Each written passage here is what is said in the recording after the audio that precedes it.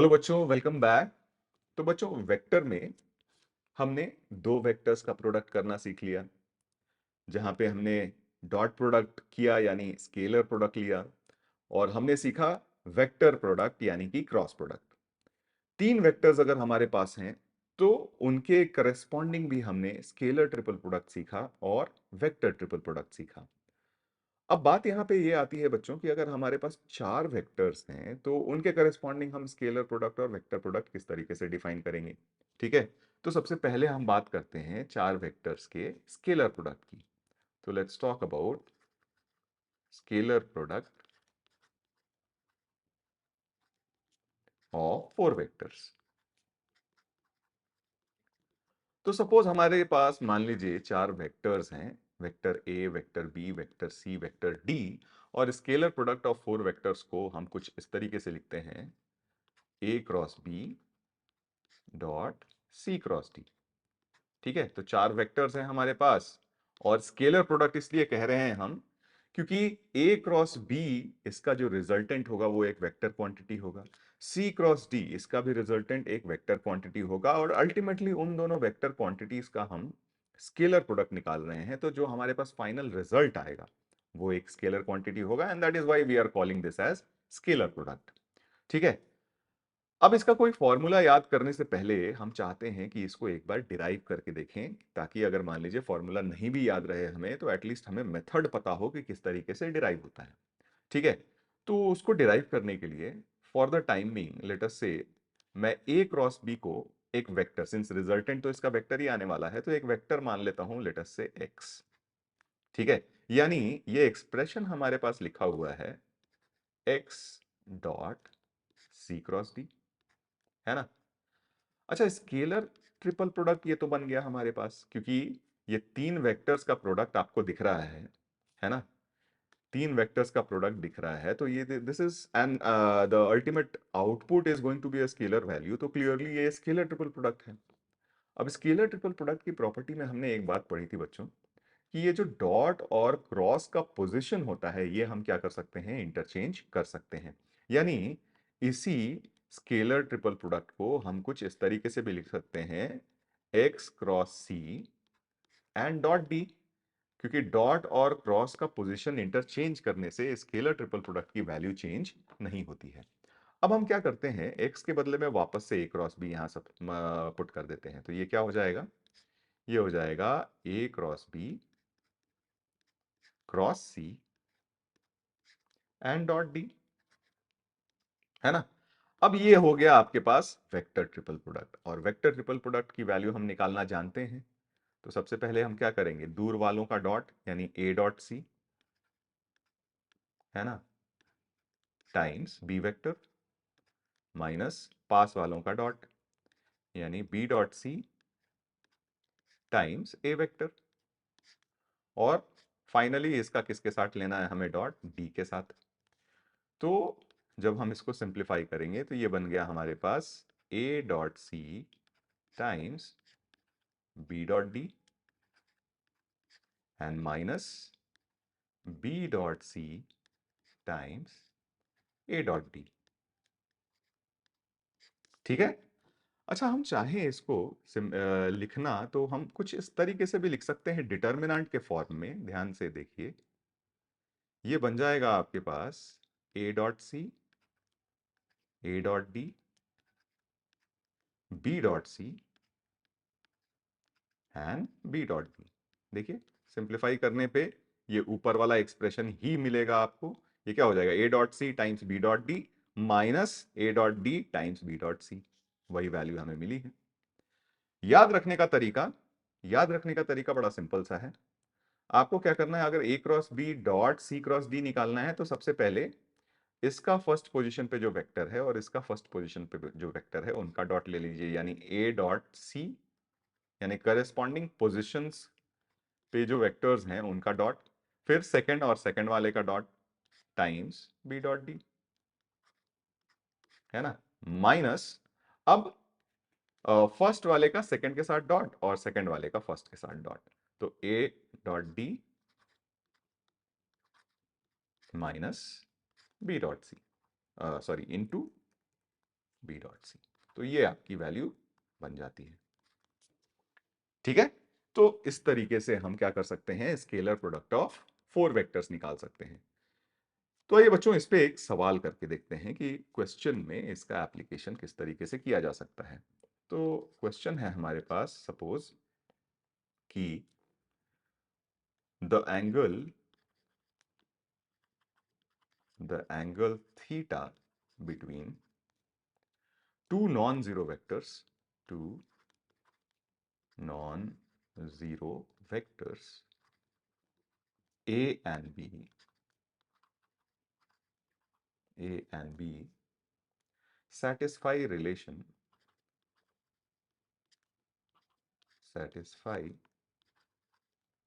relation, कौन सा relation satisfy करता है, तो cos theta is equal to हमें दिया हुआ है A cross I dot B cross I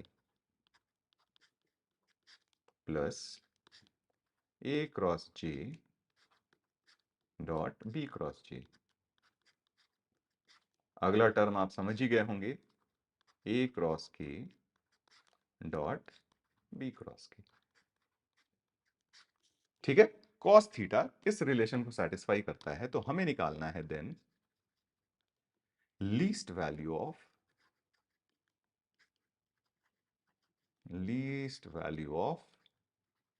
mod of A plus mod of B is what. ठीक है, तो ये क्वेश्चन है हमारे पास, आइए सॉल्व करते हैं। तो यहां पे क्लियरली आप देखिए, ये हमारे पास scalar product of 4 vectors, scalar product of 4 vectors और स्केलर प्रोडक्ट ऑफ 4 वेक्टर्स। अभी अभी हमने सीखा कि इसको सिंप्लीफाई कैसे करते हैं, तो आइए सॉल्व करने के लिए हम लोग इक्वेशन को सिंप्लीफाई करके लिखते हैं। तो cos थीटा की जो वैल्यू हो जाएगी, ये क्या हो जाएगी बच्चों, पहले रेस्पेक्टिव पोजीशंस का डॉट, तो a dot B times i dot I, तो ये बन गया a dot B times i dot I को मैं 1 ही लिख देता हूं, i डॉट आई इज 1। फिर क्या हो जाएगा, a dot I times b dot I, so minus a dot I times b dot I. ठीक है, सिमिलरली बाकी के मैं इसी के नीचे लिखता हूं ताकि हमें लिखने में काफी आसानी हो जाएगी।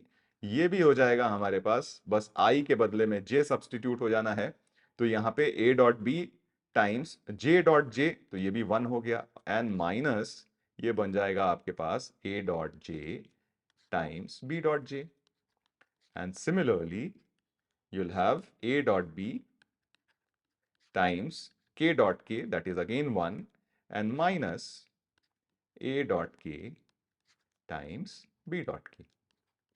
ठीक है, अच्छा मान लीजिए बच्चों कि हमारे पास अगर वेक्टर a दिया हुआ है a1i plus a2j plus a3k, ठीक है, एंड वेक्टर b हमारे पास दिया हुआ है b1i plus b2j and plus b3k, है ना।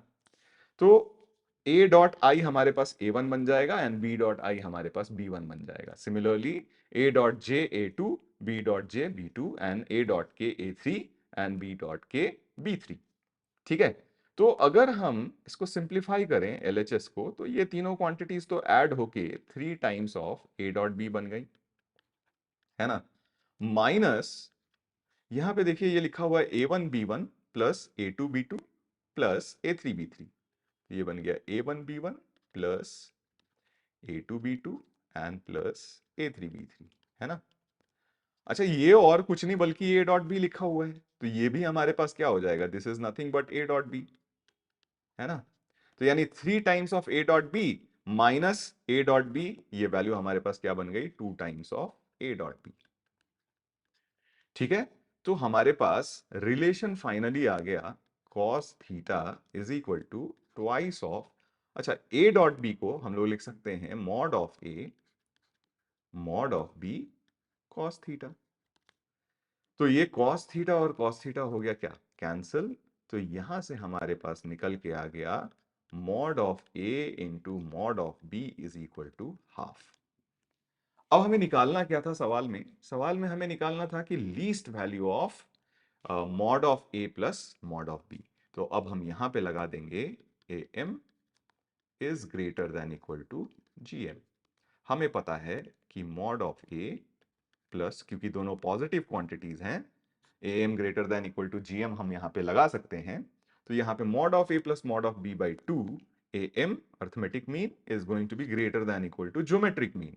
सो ज्योमेट्रिक मीन हो गया हमारे पास mod of A into mod of B to the power 1/2। अच्छा, ये वैल्यू हमें पता है हाफ, यानी this is going to be greater than equal to 1/2 to the power 1/2, यानी ये हो गया हमारे पास 1/√2। यानी यहां से हम लोग लिख सकते हैं कि mod of A plus mod of B is greater than equal to √2। तो देयरफॉर लीस्ट वैल्यू जो आई हमारी, least value of mod A plus mod B जो हो जाएगा हमारे पास, वो कितना हो जाएगा, √2, and this will be our answer. ठीक है, तो इस तरीके से हम क्या कर सकते हैं, स्केलर प्रोडक्ट ऑफ 4 वेक्टर्स का यूज कर सकते हैं इस क्वेश्चन को सॉल्व करने में।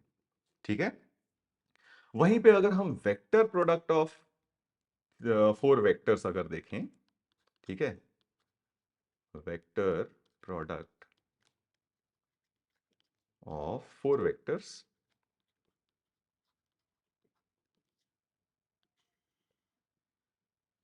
तो ये कैसे लिख सकते हैं, तो देखिए ध्यान से, यहां पे भी मान लेते हैं A B C D हमारे पास 4 वेक्टर्स हैं। तो ये लिखेंगे, जैसे मान लीजिए वेक्टर प्रोडक्ट हमने लिखा A cross B cross C cross D। ठीक है, तो अब हम इसकी वैल्यू कैसे निकालें। देखिए रिजल्टेंट हमारा वेक्टर होने वाला है, तो एक काम करते हैं, इस बार हम क्या करते हैं कि वापस से A क्रॉस B को एक वेक्टर X मान लेते हैं। ठीक है, जब हमने इसको X मान लिया, तो इस केस में ये बन जाएगा X dot C cross D। तो यानी X हमारा ब्रैकेट के बाहर है और यहां पे हमारे पास C क्रॉस D ब्रैकेट के अंदर है। तो ये बात हमने वेक्टर ट्रिपल प्रोडक्ट में देखा था कि जो वेक्टर्स हमारे ब्रैकेट के अंदर होते हैं, उन्हीं के प्लेन में हमारा रिजल्टेंट वेक्टर आता है। ठीक है, और वो कैसे आएगा, तो सबसे पहले दूर वालों का डॉट, तो यहां पे क्या हो जाएगा, X dot D times C minus, ये हो जाएगा आपके पास पास वालों का डॉट, यानी X dot C times D। ठीक है, अच्छा X की वैल्यू अब हम वापस से A क्रॉस B यहां सब्सटीट्यूट कर दें, तो ये बन जाएगा A cross B dot D, यानी स्केलर ट्रिपल प्रोडक्ट बन जाएगा। और इसको हम लोग क्या लिख सकते हैं, box of A B D। ठीक है, box of A B D times C minus, यहां पे जब हम A क्रॉस B रखेंगे, तो ये बन जाएगा box of A B C times D। ये हमारी वैल्यू बन जाएगी।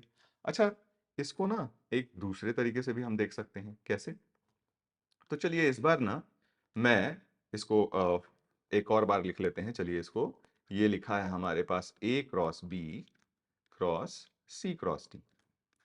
ठीक है, इस बार मैं क्या करता हूं कि ये C क्रॉस D को एक वेक्टर Y मान लेता हूं। तो ये हमारे पास बन जाएगा A cross B cross Y, है ना। अब ये अगेन हमारे पास क्या आ गया, वेक्टर ट्रिपल प्रोडक्ट। तो इसकी वैल्यू अगर हम निकालें, तो दूर वालों का डॉट, और ये जो वेक्टर होगा in the plane of A and B होगा। तो दूर वालों का डॉट अगर हमने निकाला, तो ये बन गया A dot Y times B minus पास वालों का डॉट, तो ये हो जाएगा B dot Y times A। ठीक है, अब Y की वैल्यू हम C क्रॉस D यहां सब्सटीट्यूट कर दें, तो ये बन जाएगा हमारे पास box of A C D times B minus, ये बन जाएगा हमारे पास box of B C D times A. अच्छा, ये दोनों तो सेम ही क्वांटिटीज हमने निकाली हैं। ठीक है, दोनों सेम क्वांटिटी को रिप्रेजेंट करता है। तो यहां से एक कंक्लूजन हम ये ड्रॉ कर सकते हैं, इसलिए कंक्लूजन ये ड्रॉ कर सकते हैं कि हमारे पास box of A B D times C minus box of A B C times D is basically equal to box of A C D times B minus box of B C D times A. ठीक है, तो ये दोनों quantities क्या हो जाएंगी, बराबर हो जाएंगी। ठीक है बच्चों, ऑलराइट। अगला कॉन्सेप्ट जो हम वेक्टर में देखेंगे, हमने इसका एक पार्ट देखा हुआ है और वो पार्ट था हमारा fundamental theorem in a plane. Fundamental theorem in a plane ये कहता है कि अगर आपके पास एक प्लेन में दो नॉन कोलिनियर वेक्टर्स दिए हुए हैं, तो कोई भी तीसरा वेक्टर उस प्लेन में अगर आपको लिखना है तो that can be written as a linear combination of the two non collinear vectors. ठीक है, ये हमारा था फंडामेंटल थ्योरम इन प्लेन।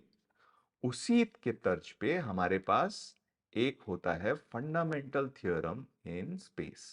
तो आइए बात करते हैं fundamental theorem, fundamental theorem in space की। ठीक है, ये क्या कहता है, ये थ्योरम ये कहता है बच्चों कि if if A B C are any three non coplanar vectors, non coplanar vectors, यहां पे क्या होना चाहिए, ये तीनों नॉन कोप्लेनर होना चाहिए। प्लेन में हमने क्या देखा था, नॉन कोलिनियर होना चाहिए। स्पेस में हमें क्या करना पड़ेगा, तीन ऐसे वेक्टर्स अगर हमारे पास हैं जो नॉन कोप्लेनर हैं, तो हम ये कह सकते हैं कि then any vector in space, any vector in space can be represented as linear combination, linear combination of A, B and C. That is, any vector R, vector R in space can be represented as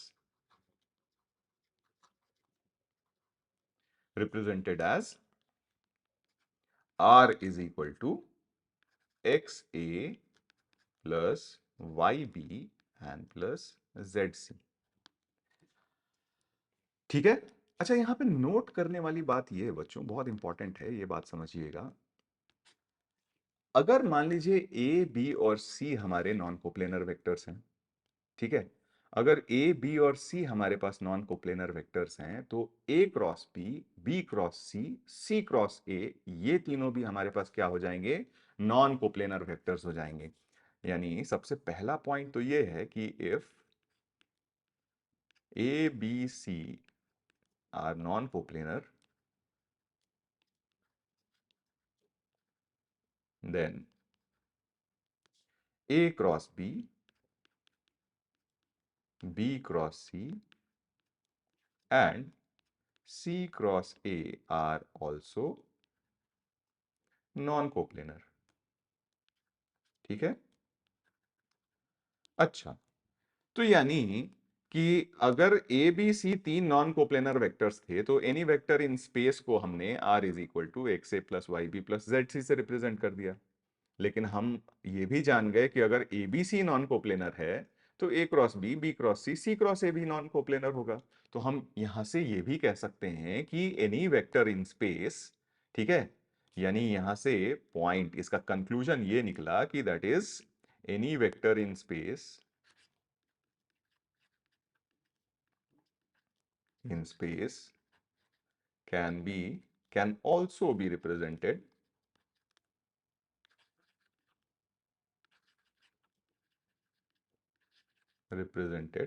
let us say मान लेते हैं any vector r in space, ठीक है, can also be represented as r is equal to, चलिए x y z वहां पे use कर लिया है, तो हम l m n यूज कर लेते हैं, l times a cross b plus m times b cross c and plus n times c cross a। ठीक है, तो यानी अगर आपके पास तीन नॉन कोप्लेनर वेक्टर्स हैं तो कोई भी वेक्टर इन स्पेस को आप xa plus yb plus zc से रिप्रेजेंट कर सकते हैं, या फिर आप अ, आप कोई भी कांस्टेंट यहाँ पे ले लीजिए। यहाँ पे एक्स वाई जेड मैंने यूज किया था तो यहाँ पे मैंने एल एम एन यूज किया है, तो हम किसी भी वेक्टर इन स्पेस को L times of A cross B, M times of B cross C and plus N times of C cross A से भी रिप्रेजेंट कर सकते हैं। अच्छा यही नहीं बच्चों, एक और बहुत इंपॉर्टेंट पार्ट है, ये सब जो पॉइंट्स मैं आपको बता रहा हूं ना, ये वेक्टर इक्वेशन सॉल्व करने में बड़े हेल्पफुल होते हैं हमारे लिए। दूसरा पॉइंट ये है कि if A and B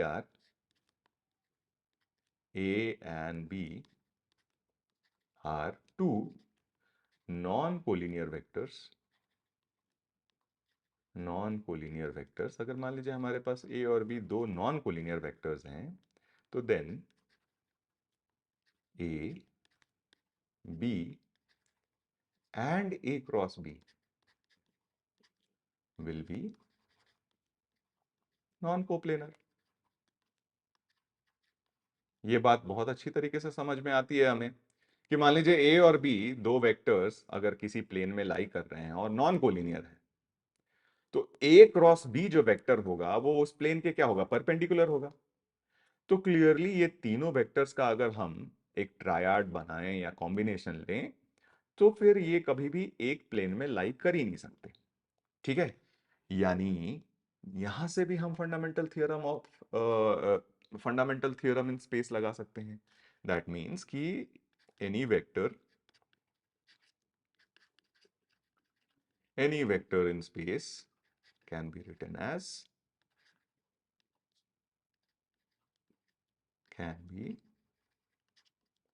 written as, कैसे लिख सकते हैं बच्चों बताओ, r is equal to x A plus Y b and plus z times of A cross B.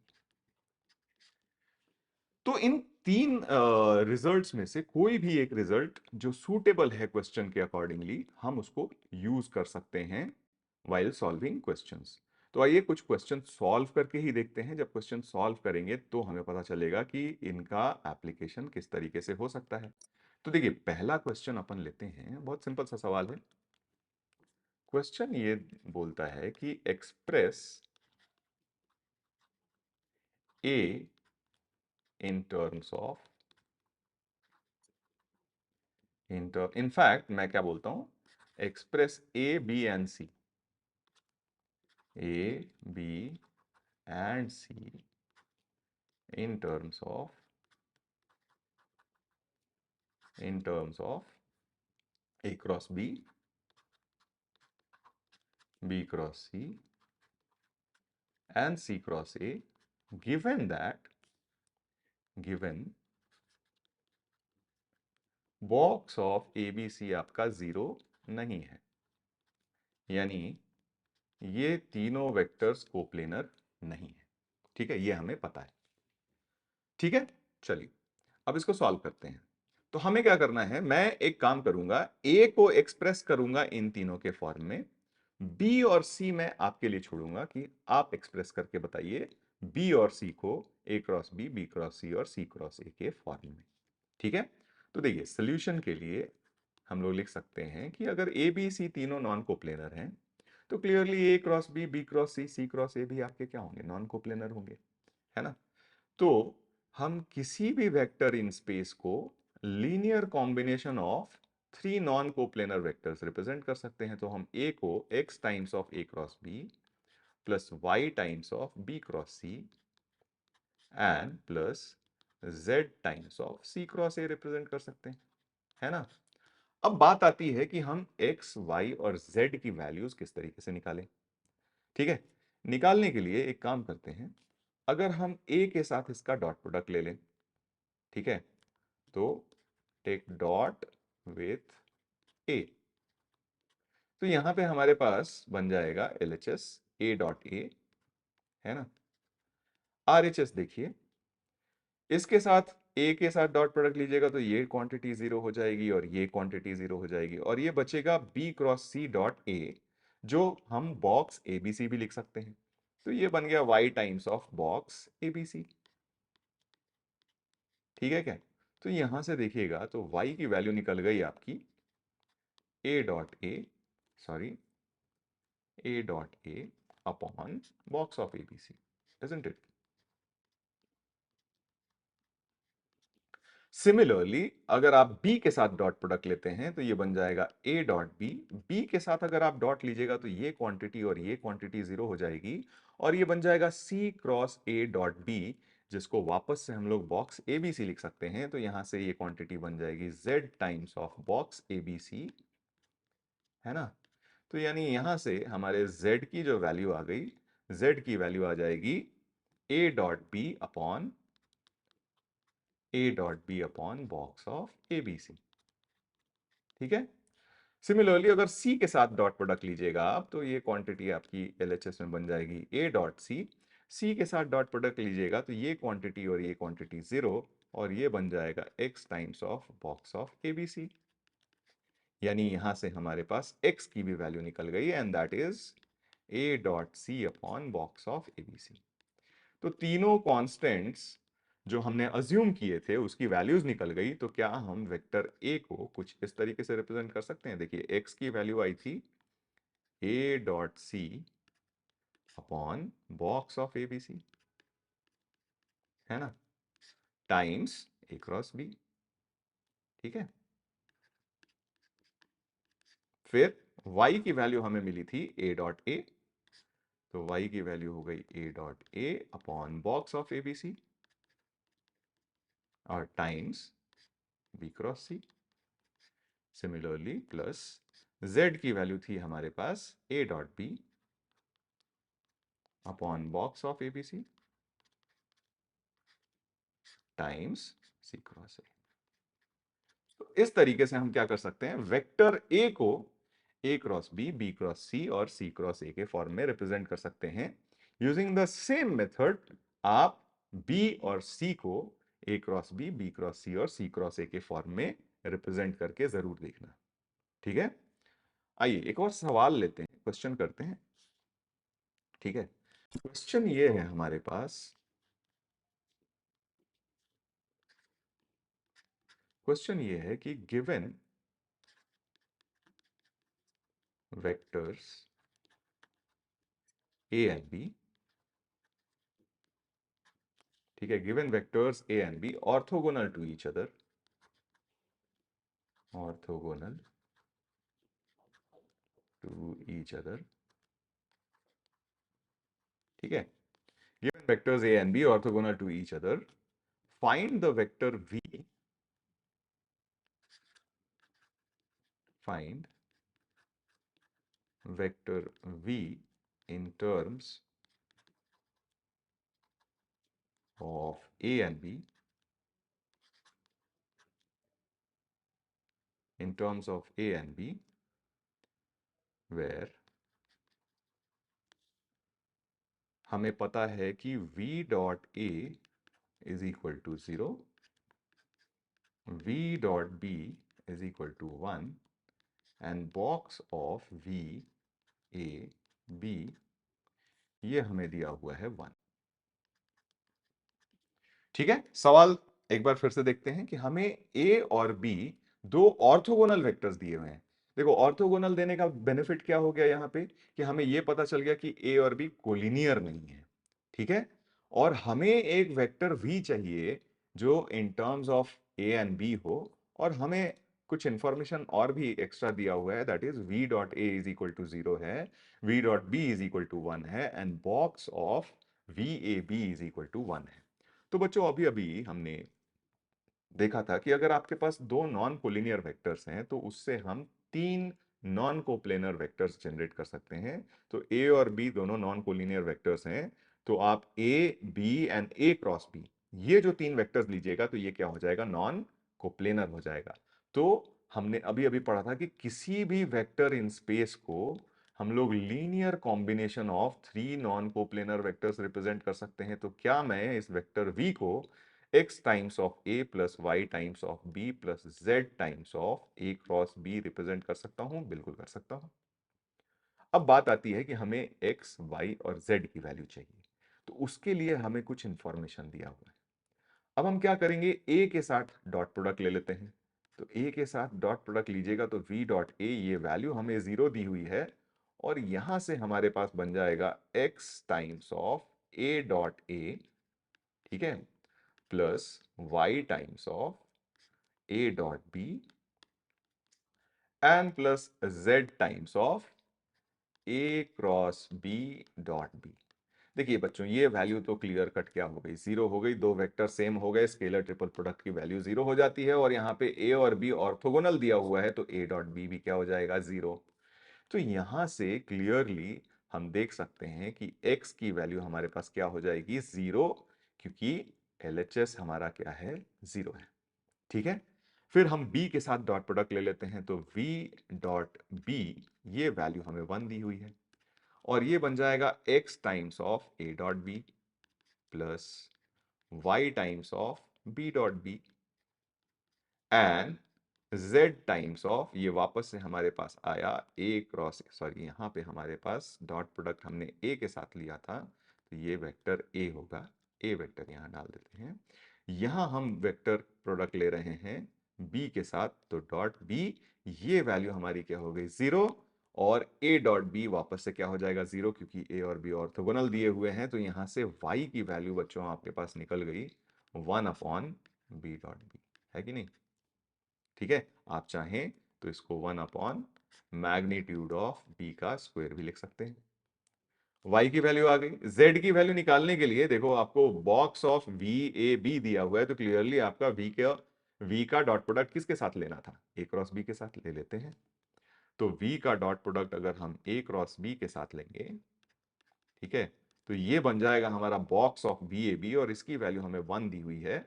यहां पे हो जाएगा x a dot a cross b plus Y b dot a cross b and plus z times of A cross B dot a cross b, तो मैं इसको magnitude of A cross b whole square लिख लेता हूं। बच्चों, ये value हो गई जीरो, ये वैल्यू हो गई जीरो, क्यों, क्योंकि आपके पास स्केलर ट्रिपल प्रोडक्ट में दो वेक्टर सेम आ गए। तो क्लियरली हम यहां से z की वैल्यू निकाल सकते हैं, and that comes out to be one upon magnitude of A cross b whole square. x की वैल्यू जीरो आ गई, y की वैल्यू हमें मिल गई, z की वैल्यू मिल गई, तो देयरफॉर हम वेक्टर v लिख सकते हैं in terms of a and b as x zero था, तो x टाइम्स ऑफ a, ये जीरो हो गया हमारे पास, y was one upon magnitude of b whole square times vector b and plus one upon magnitude of a cross b whole square times a cross b।